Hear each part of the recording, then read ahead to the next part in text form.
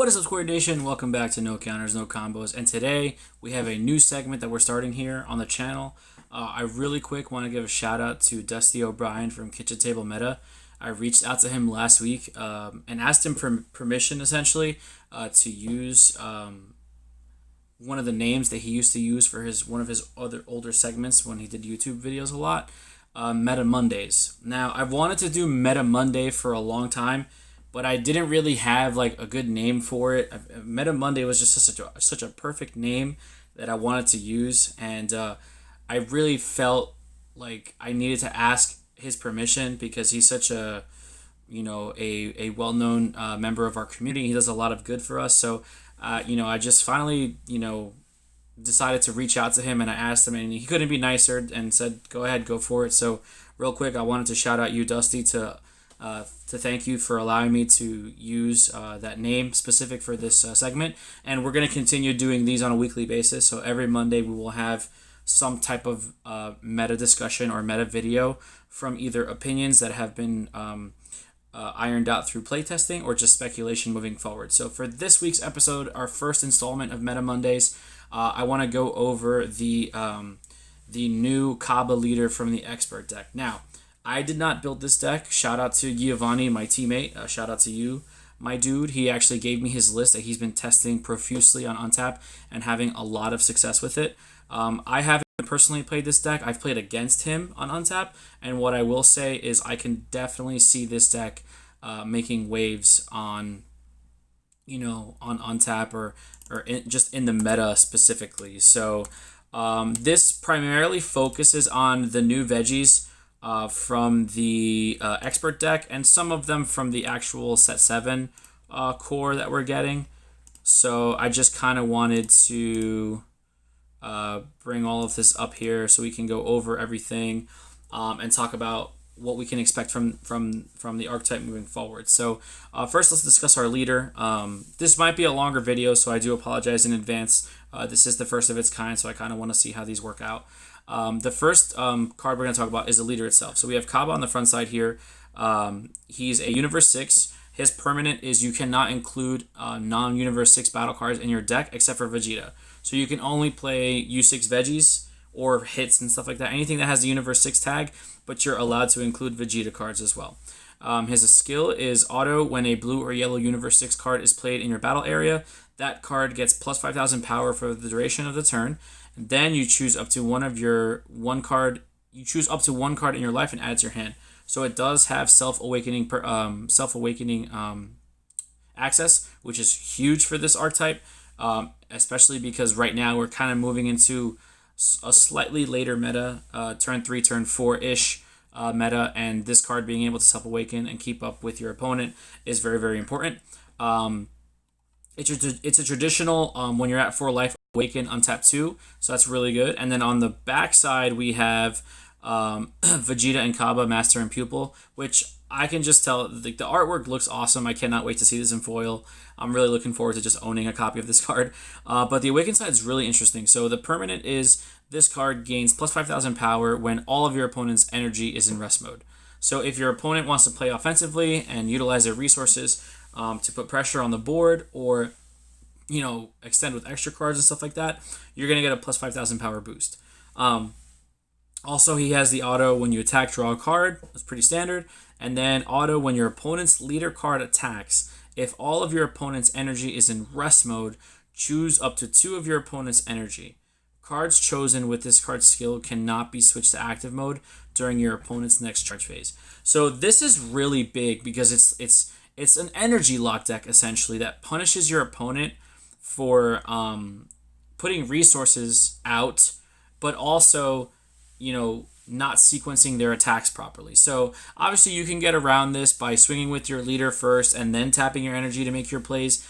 But sometimes you kind of want to rely on your leader as your last swing because there are not a lot of cards that can interact with leaders besides counters and stuff like that. Also, if you're baiting your opponent into attacking with their leader first always, it makes Flying Nimbus a really, really good card. And as you can see just by eyeballing the list, we don't really have Flying Nimbus in the main here, but it could definitely be a side option, for best of 3s. So just a couple things to take into consideration.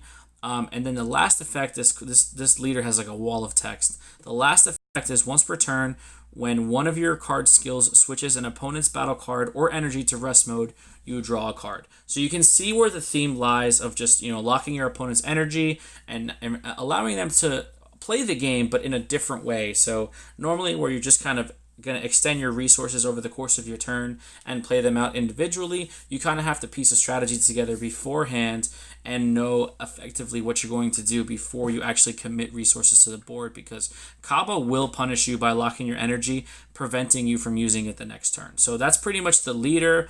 The first card you see in the list is Sensubine. It's just a really good blue staple. It allows for extendability, combo pieces, stuff like that. You can use it defensively as well, since your leader does get a 5k buff on the backside. You can essentially make him a 25k leader for the turn, and then your opponent's going to have to combo up to commit damage to that attacker. Obviously, you're playing a yellow-blue deck, so you can see there's going to be some energy exhaust going on. So having access to Sensubine for untapping your energy is just very, very important. And then we have 2 At All Cost Vegeta. This is the only Vegeta deck card in the deck, but it's one of the best ones you can use. At All Cost Vegeta is one of the best finishers in the game. For 4 energy, you play it, you untap an energy, you draw a card. You can activate a skill by taking 2 life. You can blow up a card on your opponent's side of the board and give it triple strike, and it gets plus 3,000 power for each card in your energy. So it's a really effective finisher.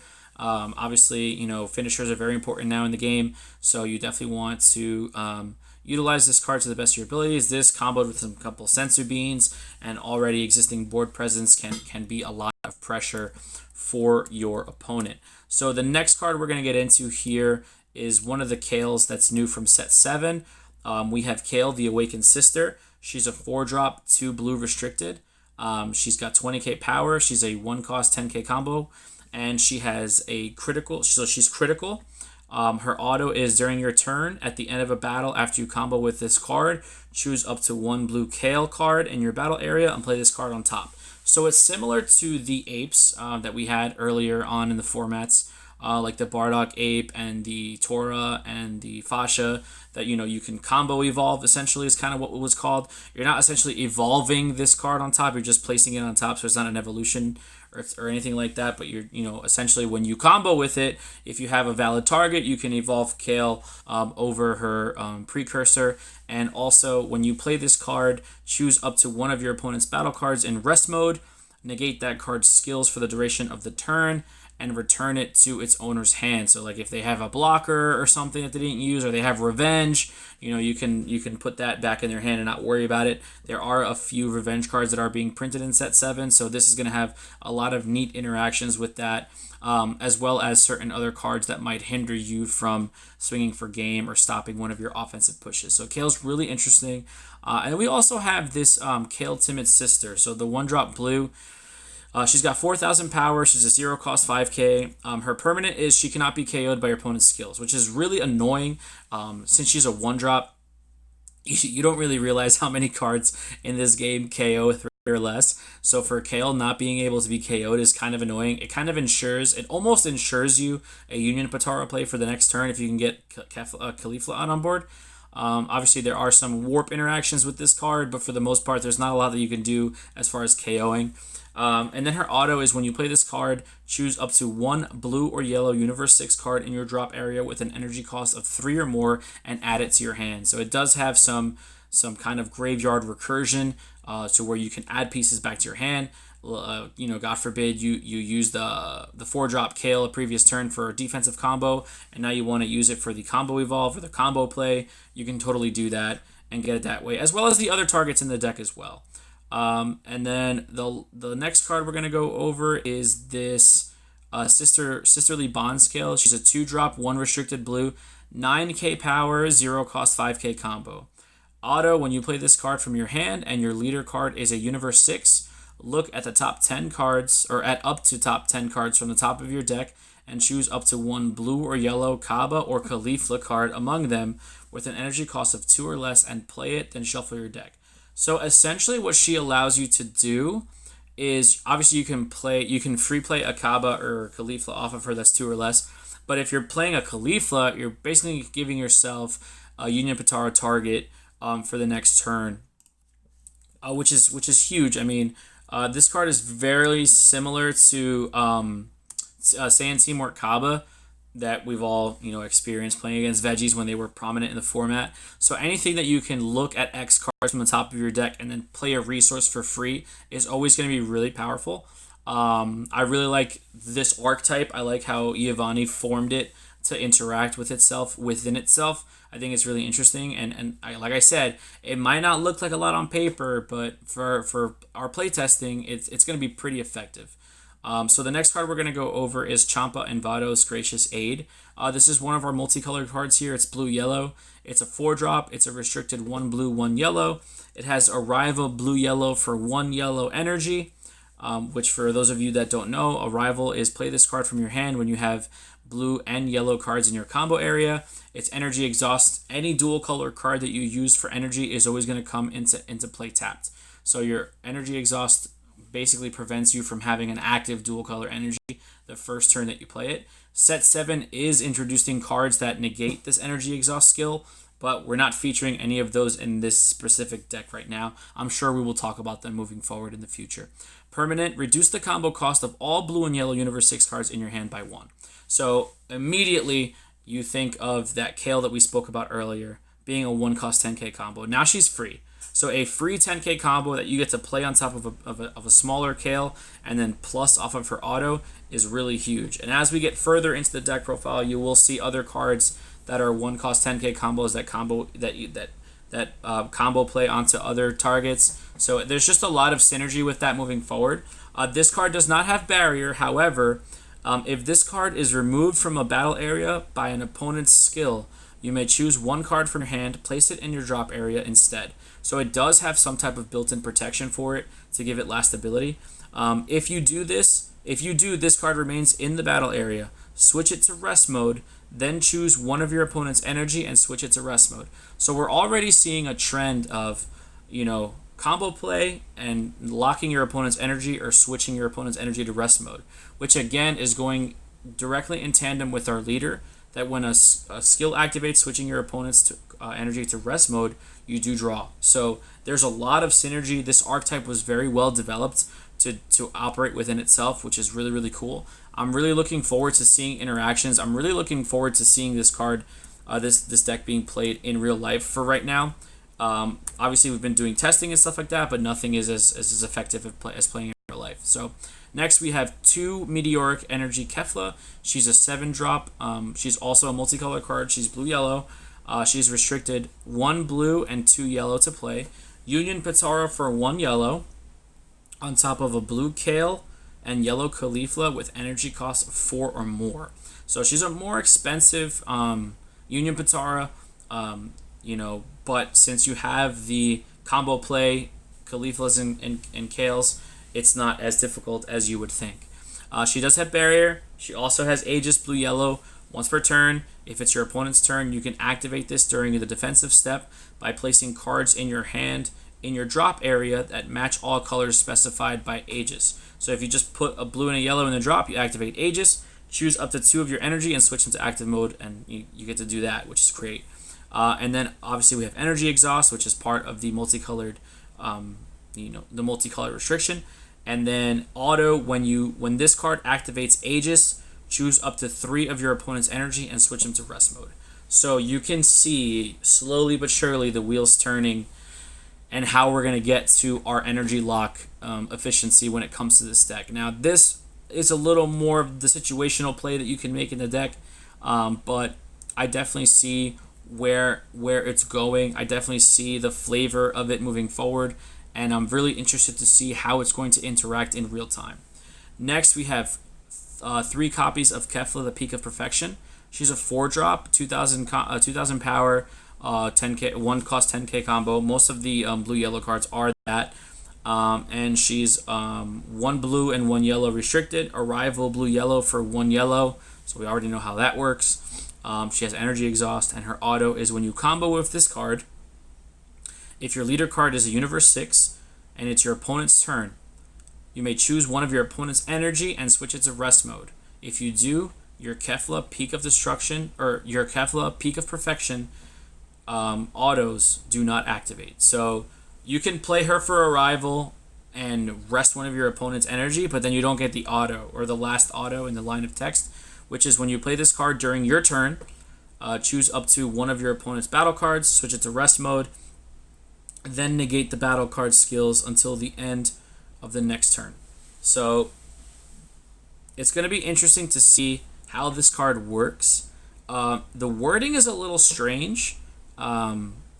Since you're using this Peak of Perfection, you're only essentially you're only going to be resolving one when it's your opponent's turn. So because it states that when you combo with it during your opponent's turn, you can choose one of their energy and switch it to rest mode, but then you can't activate her autos for the rest of that turn. So you can't combo multiples of these and then lock out your opponent, which is good because it does give balance and doesn't make it super busted. And the fact of having the Champa on board that reduces energy, that reduces combo cost, would obviously just make this a free play. So that's going to be an interesting card as well. Next we have the field card. We have 3 Planet Sadalas. It's multicolored, 2 energy, 1 blue, 1 yellow. It does have energy exhaust. It is a field card. Auto: when this card is placed in your battle area, choose up to 1 Universe 6 card from your hand with an energy cost of 2 or less and play it. If you played a card, draw 1 card. So this card's really good for 2 energy. You essentially get a free battle card and a draw off of it. And if you're playing one of the Cauliflas we're going to talk about later, you're going to get a lot more advantage than just the 1 draw. Then it does have a second auto. When this card is placed in a drop area from a battle area, choose up to 1 of your opponent's energy, switch it to rest mode, then look at up to 5 cards from the top of your deck, choose 1 Universe 6 card with an energy cost of 5 or less among them, add it to your hand, and then shuffle your deck. So it's another like searcher or scry, if you will. And cards that look at X, like I said before, that look at X and just search for cards that you need, like pieces or something like that, are always going to be really, really solid. This card specifically works really well in tandem with the leader, locking your opponent's energy, drawing a card, searching a card, playing a 2-drop for free, drawing a card. So there's a lot of synergy with this archetype. There's a lot of possibilities. There's a lot of room for extended play, which is really interesting. And so far, we're kind of fleshing this deck out. We're kind of seeing where it's going so far. So we can see, the thought process behind what Giovanni was trying to build here. And like I said, success breeds results. So he's had a lot of success testing this deck on tap, at least for the past couple of weeks or so. And I really think it's going to be interesting. So we wanted to share this with you guys. We're like about halfway through the deck here, but we did want to share this list with you guys so you can start trying it. For those of you who are looking forward to playing the Cabba leader, if you don't really have a build yet, try this build. It's a lot of fun. It works really well. Now the next card, as you can see, we have Victory Strike, but at the time of making this deck, we didn't have the new SCR available to us on Shenron's Lair. This deck has been built for quite some time, but we didn't have the image for the SCR yet because it hadn't been officially revealed. But this is supposed to be the SCR from set 7. So it's Power of Patara, Vegito, Kefla, and Zamasu. It's an 8-drop. It's 40,000 power, 1 cost 10k combo. It's 3 blue restricted, 2 yellow. So it is triple strike. It has ultimate. Obviously, it's a secret rare. And it does have energy exhaust. Hopefully, you never have to charge this card. But if you do, obviously, it's going to be exhausted. Permanent: if your opponent has 6 or more energy or has 6 or more cards in rest mode, reduce the energy cost of this card in your hand by 3. So essentially it comes out for 5, which is what your restricted cost is going to be. Auto: when you play this card, choose up to 4 of your opponent's cards, switch them to rest mode, then draw 4 cards.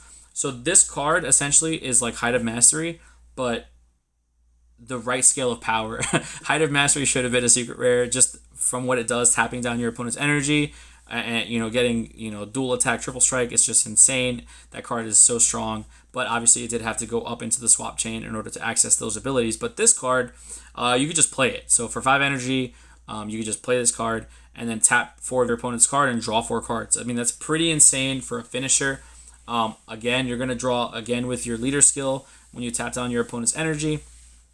And since we don't really have Cold Bloodlust anymore, you don't have to worry about deflect. Now the new counters that we're getting in set 7 that are like new preemptive strikes, they do have restrictions on them for the most part. So it's going to be very difficult to get rid of this card counterplay fashion. I mean, Crusher Ball comes to mind, obviously. That's probably one of the best counterplays we have moving forward. But this card's nuts. I mean, triple strike, 40k power, it draws you 4 cards. It's nuts. This card can just win games on its own. Going down to 3 life has always been scary. Now, when you have an effective finisher in this specific archetype where you're going to have access to the energy and stuff like that, it's going to be interesting to see how it works. So to round off the deck, we have 1 Planet Vegeta. It's very interesting. I mean, I guess if you need to search a piece specifically, it's a good turn 1 play. If you don't have one, it is yellow energy if needed. And, for the most part, you're not really negging too hard if you're playing a Planet Vegeta turn 1, because it is going to search, like, I would say 90% of your deck is going to be searchable, because there's nothing in here that's more than a 4-drop other than the Kefla, the 7-drop Kefla, and the secret rare. Everything else is pretty much within cost restriction for Planet Vegeta, so it's definitely not a bad idea. Next, we have 3 Time Magic. That's the negate of choice, or the counter of choice, that Giovanni chose for this deck. Makes sense. Sparking negates. Obviously you're gonna have access to building your sparking pretty early, but also it does get you there as far as cards that have dual and triple attack. There's a lot of cards that restand themselves right now in the game, so Time Magic is definitely smart. I would have, me personally, liked to see Nimbus better, just because I feel like Nimbus just interacts better with the leader's skill, where when your opponent swings, they kind of have to swing with their leader first before tapping down all their resources, or else they're not going to be able to do anything. So I prefer Nimbus, but I could see why Time Magic, you can definitely make the argument for Time Magic being one of the better negates or counters in the game for the yellow color. Next, we have 4 Caulifla, the Awakened Sister. So she's the 4-drop counterpart to Kale. She's a 4-drop, 20k power, 1 cost 10k combo, 2 restricted yellow. She's a double striker, where Kale is critical, Caulifla is double strike. Auto during your turn at the end of a battle after you combo with this card. Choose up to 1 yellow Caulifla card in your battle area and play it on top. So it's like the same thing, the combo play cards that we have now with Kale and Caulifla. Obviously with Champa on board, you get the interaction of paying 1 less for the combo cost.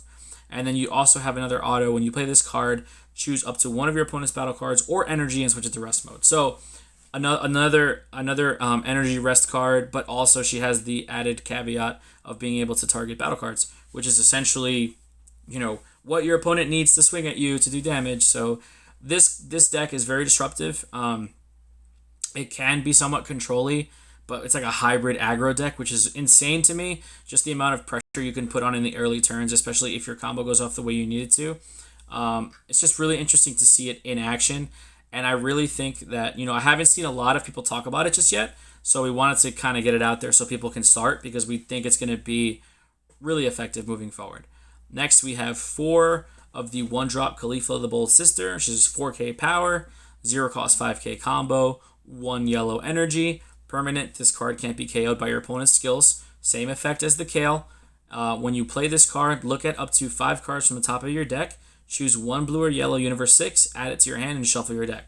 So again, it's a top 5 scry for a battle card that you might need any type of pieces or anything like that. It's always going to be interesting when you're looking through your deck and you're digging for pieces, because that's essentially what makes cards more accessible to you. Being able to garner or shuffle or search top X is always going to be good in any card game, and obviously it's a combo play target for the 4-drop Caulifla.